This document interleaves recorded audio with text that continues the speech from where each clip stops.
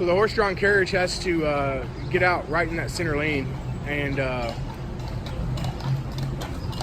the other traffic has a red light, and luckily these horse-drawn carriages can't turn left on red, which normally you could turn left on red there because you're turning from a one-way onto a one-way. But I think they're prohibited by their company policy from doing that. But other cars can turn left on red, and if they turn left on red, they immediately have to merge with oncoming traffic 2 lanes over. All because this guy doesn't want to park on the next block.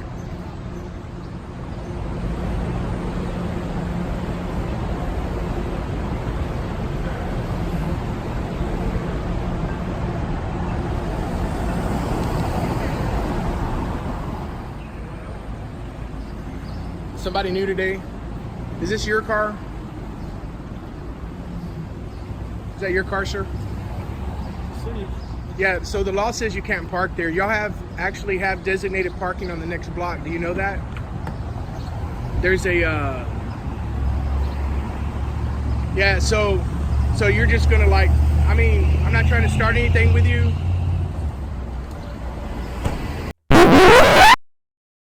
Lieutenant Berrigan, I'm not trying to start anything with you, but you guys have a designated parking block on the next block.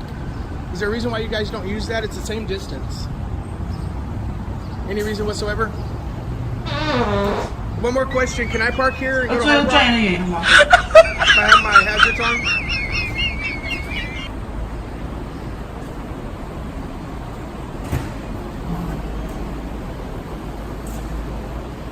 Hey guys, can I park there too and leave my hazards on? No?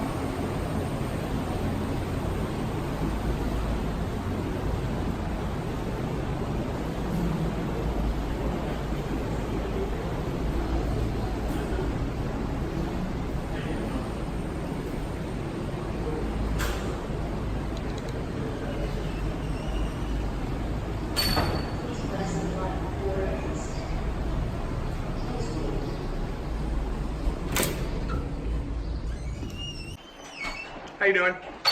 Officer Johnson? I got a question. Lieutenant didn't want to answer me. He didn't want to talk to me at all. You guys have a designated parking spot that's the same distance, almost exactly, at where he parks, and then over here on the corner, I'm the one who had those signs put in.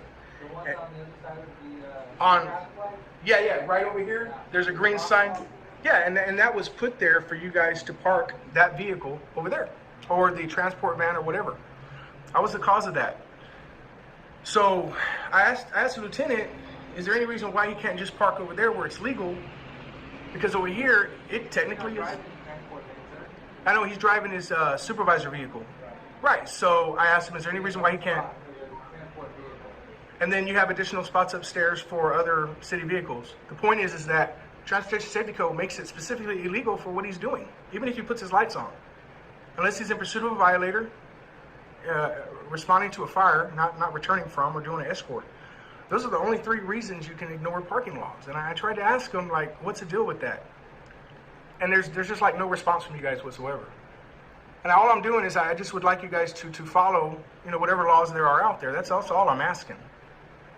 And so what's it?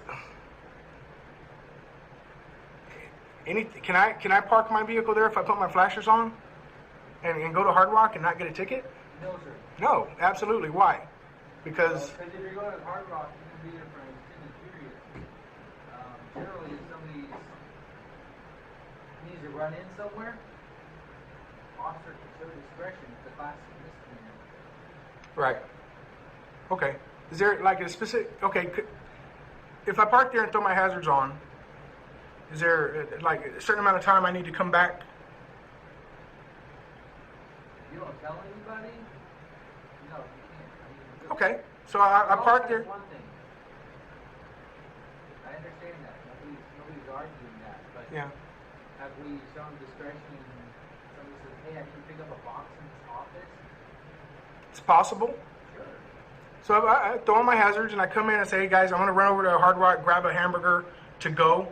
It's going to take me. That's a bit much. It's going to take me 10 minutes. 2 blocks away, that's 10 minutes versus running in and grabbing something out of your office and park directly in front of it. So when I Also we do a lot of determining factors, traffic hazards, time of day.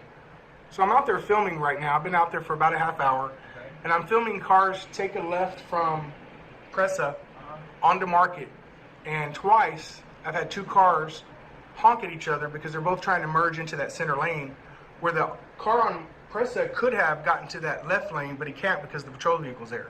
So they're trying to merge, and they're honking at each other because they're both trying to occupy the same lane. And it seems to me that that patrol car being there is creating a traffic hazard. And I can even go further and just say that I suggested that they put police-only vehicle parking out there.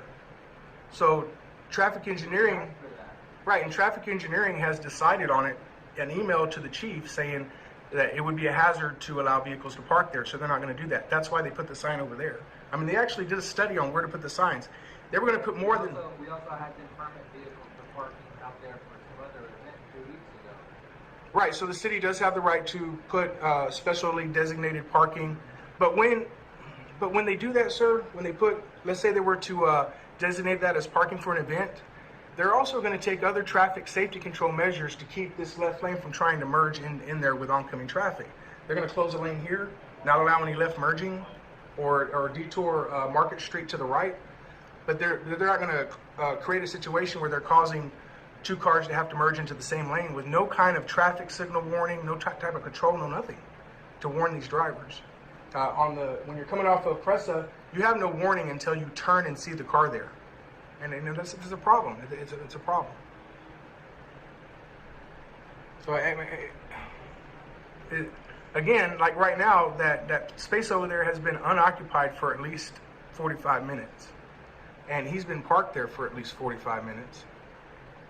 Why can't he just go park over there or park upstairs?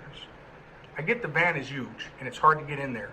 Well, okay, and That's why it's there. I will take The your... wagon could be on its way back.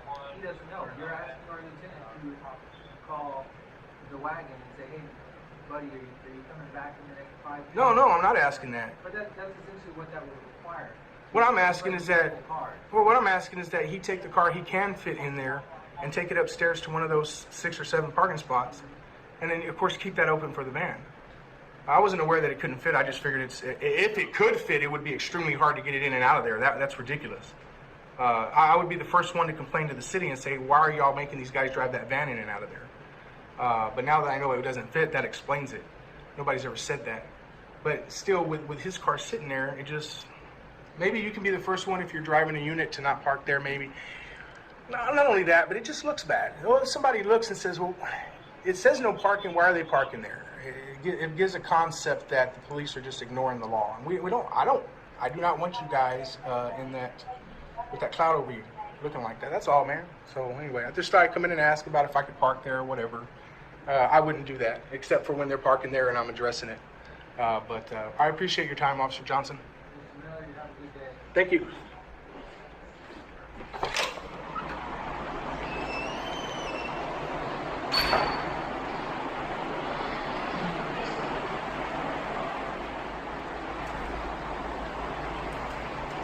All right, guys, so he did move the vehicle.